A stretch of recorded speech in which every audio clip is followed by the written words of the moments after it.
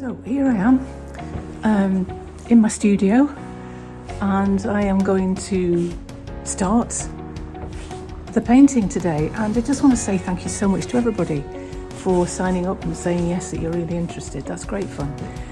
So I've got my coffee, and it's really cold outside. We've got lots of snow, but yeah, I'm ready to go. So bear with me, I'm going to get my stuff out and then let's get going.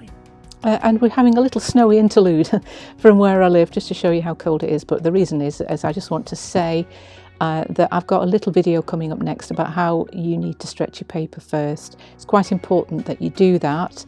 This is an old video and I do have that on my YouTube channel, but I thought that I would just import that into here. So here it comes.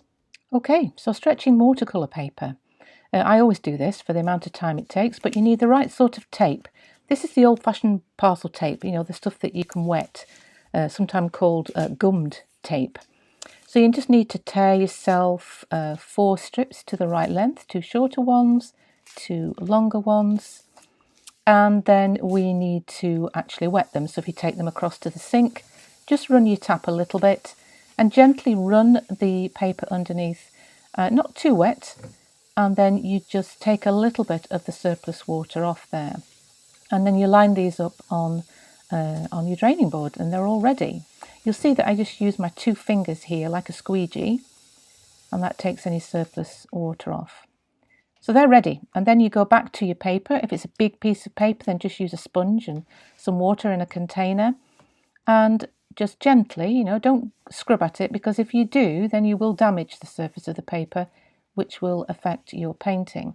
So you do both sides, and it's slipping about here. Wet them thoroughly. Time is of the essence now, because your paper will start to twist and cockle, and if you're not quick, then you're not going to be able to get your tapes on flat. So you have to ignore any phone calls or people knocking on the door and just get that done as quickly as you can.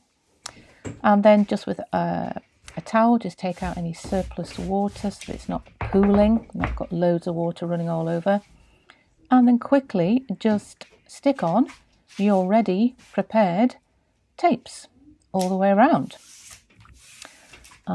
Yep, so it's a really simple process. I do it every single time, and it makes the paper somehow special because you've taken the time to prepare it. Not everybody does it, but I think it's worth it so that you don't get that cockling, because there's nothing worse, and it's almost impossible to frame your work. If it's cockled, you can't get it behind glass, that's for sure. Okay, then just give it one last little wipe all the way around. Tape off any surplus little puddles. And that's it, and let it dry flat. And it is important to catch at least 1 centimetre, ½ an inch to old school, all the way around, because it's very strong, and if you don't do that, it'll ping off, and that's it. Voila! Right, so here we are. Now, hopefully you'll have stretched your paper. Now, I've done A2, but do whatever size you want, but don't just think that smaller is better. Sometimes you can get more freedom of expression if it's bigger. You get a little bit fiddly if it's too small. So just bear that in mind. You don't need to go up to A1 like I do, you know, A2 or even A3. Go up to A3 or something like that. Yeah, I said warts and all. Here comes first problem. Look at that. This is my printer. So I've just phoned a friend and hopefully she will be bringing me a much better copy of that. But actually I don't need it right now, because in this session I'm going to talk about materials, and then you can all just go away and get everything, and then we're ready. And then in a couple of days we'll make a start in earnest. And actually I'm here in the studio and I can already hear people in the background. But once again, it is warts and all, and I've spent far too long of my life waiting for that perfect moment. I can remember one occasion I did it 4 times, and 1 minute it was a plane going over, then it was somebody doing some strimming outside, and then blow me down, I waited till the evening and it was an owl. So I'm not going to do that. If that happens, that happens. Right, so hopefully you've printed out your picture, and I'll given you instructions for that in the comments, but if you've not read those, basically you need to head over to my website. There should be a link to that, and go to my blog page, and on my blog page you will see there's my latest blog, which is all about, do you want to join me and paint a picture? And halfway down there is a link for a PDF, and you'll be able to download that and print it off. That's your first thing. Get that printed off, don't make it too small, and get it as best quality as you can. Paints. I have lots and lots of beautiful Daniel Smith, quite expensive paints, but you know what? I'm going to do it just in artist quality, not artist quality, see, there you go. Come on, Ruth, get your head on. Student quality, because I love them. I still love student quality. I was a student when I started too many years ago to remember. I know what they do.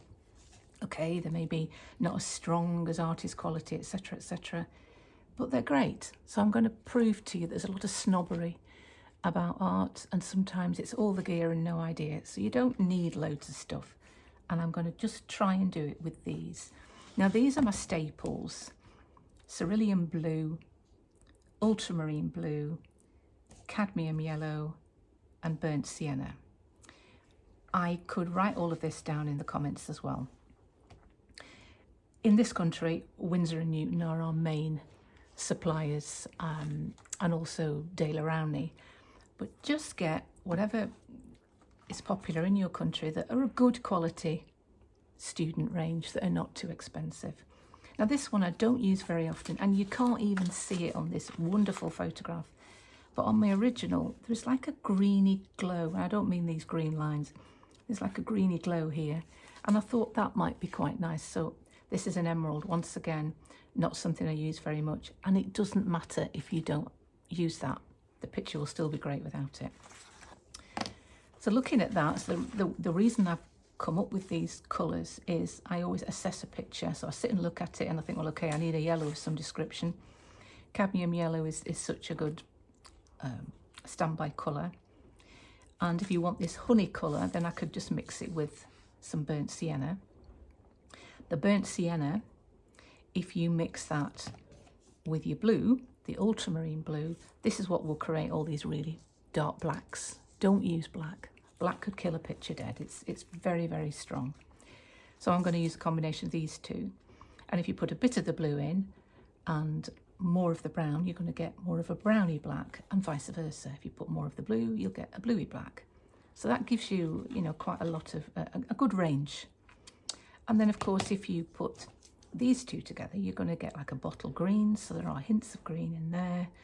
And if you put it together with this cerulean blue, you'll get a limey green. And I thought in the sky it would be more ultramarine at the top and a bit more sort of cerulean at the bottom with a little bit of cadmium yellow. So really those colours, so even if you only have those four, don't worry about this one, you could go ahead, okay? So student quality, 4 colours, Bob's your uncle. Right then, brushes. As you can see, I really look after my brushes, and none of them are very expensive. They're all acrylic made, in other words, acrylic fibres. And I'm going to use a number 12, I think that's a 12, yeah. And then a number 6, that might be, let me see, is that a number 6? That doesn't say anything. I think this is a 6, yeah, a number 6. And you'll probably need a smaller one. This will probably be, where can I find it, like a little 0 or something. Just one of the little ones here, that'll do. Yeah, that's a 0. So that, you'll probably be able to do the whole picture with these 3 brushes. Good quality acrylic. And I am sort of 99% vegetarian, so I don't like the thought of sable anyway. But anyway, that's what I use, but don't get bogged down with getting really expensive brushes. You don't need them. And then, so you've got your paints, you've got your brushes. We will need some either white gouache, and that would just be for the flicking, because I'm going to make more of this splash. That's going to be a bit bigger and a bit more of an impactful, if that's such a word. So you'll need that right at the end. Or sometimes that can dry a little bit grey. You can use this grey acrylic ink, but you've got to be quite confident with that, because once it's on, it's on. Acrylic is waterproof, as you know. Whereas this, you could get that off. You could lift that off after. So one or the other. And then really expensive jam jars. I tend to have two, so I don't have to keep going up and down to the sink. And once again, really, really expensive palettes, not. These are just plastic, but the one thing I would say is, I've not got one to show you, but sometimes there are those that have got little circles. Don't opt for those. Opt for those that have got big wells, because you'll need a lot of colour. I'm not a delicate watercolourist, and it's a big piece of paper. You're going to need a lot. So I'm going to give myself two, just in case I overlap, but I probably won't need the second one. So once again, don't go and buy a second one. You could always use a plate. But as long as you've got one reasonable, I think these are like £3, you know, it's not going to break the bank. What else? Okay, I do sometimes use a spray bottle, and sometimes that's to get myself out of a problem if something's not working very well. So for example, I think if you've watched my little YouTube videos over the year, there will be one that's, you know, problems that you come up against. So say for example, you get a bit of a bloom here, or a cauliflower, or whatever you call them, and you want to sort of rectify that. If you start messing about with a brush, you're going to lift the paint, because these are all non-staining colours, which we can talk about briefly afterwards, which means it's great in some ways because you can lift the colours off, but in other ways it's a bit of a nuisance. So you don't want to go fiddling with your paint too much, but if you spray it first and then put a bit more paint in, that means you're not moving the paint around, you're just spraying it and then adding more colour. So that is a good idea. And I've got quite a few here because I never know what size I want, and sometimes they work and then they stop working. So but you don't need 4, just find one that's a reliable, quite a fine spray. Sorry about the noise in the background, I have no control over that.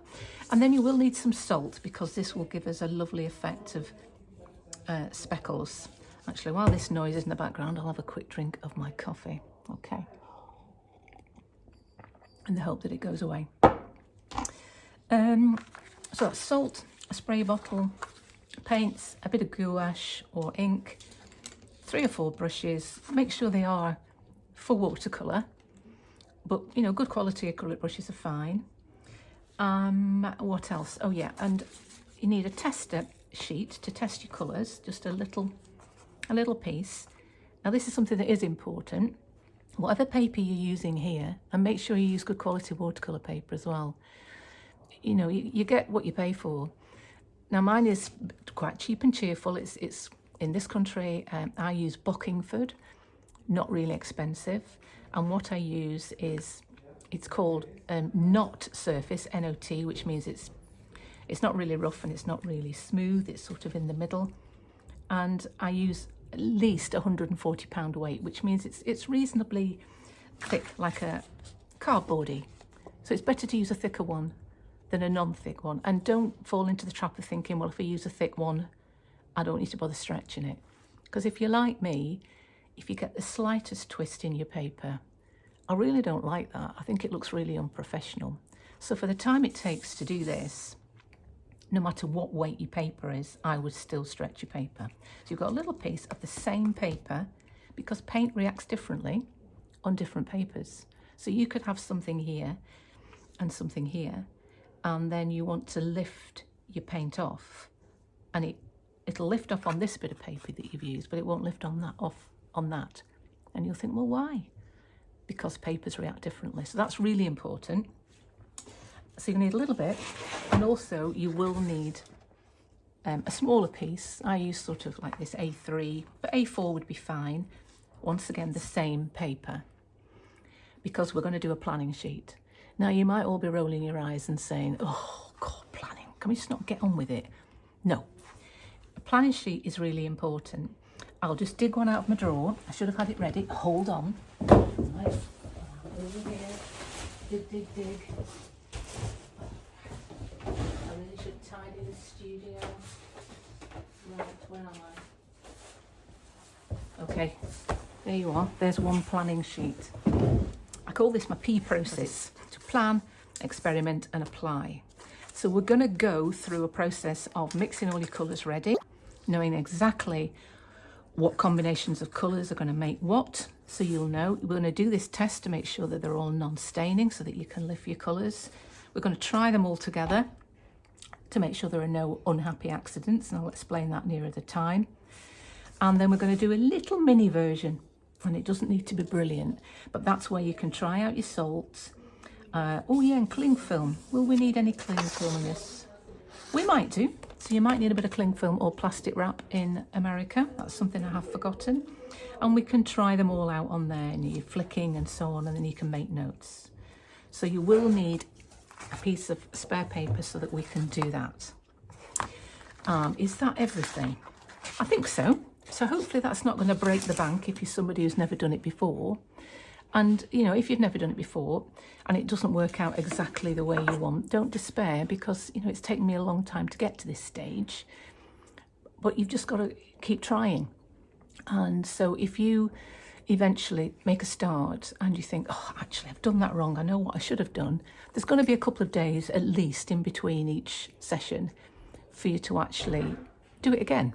You know, it's only a piece of paper at the end of the day. I think that's it. Oh, and I've got a hairdryer here, all plugged in ready, because that just speeds things up a little bit. I might have forgotten things. Oh yeah, actually, kitchen roll or tissues or something, you will probably need those. But for now, I think that's everything. So I would say just go away, get yourself prepared, and I would say in a couple of days, but if you've pressed the bell and you've subscribed, you will get a notification. But I'm hoping that on the 17th, the next video will come out. Not going to promise, but I'm hoping that that will be the case. You know what it's like. Life just takes over sometimes. Okay, so until then, yeah, go and get your stuff.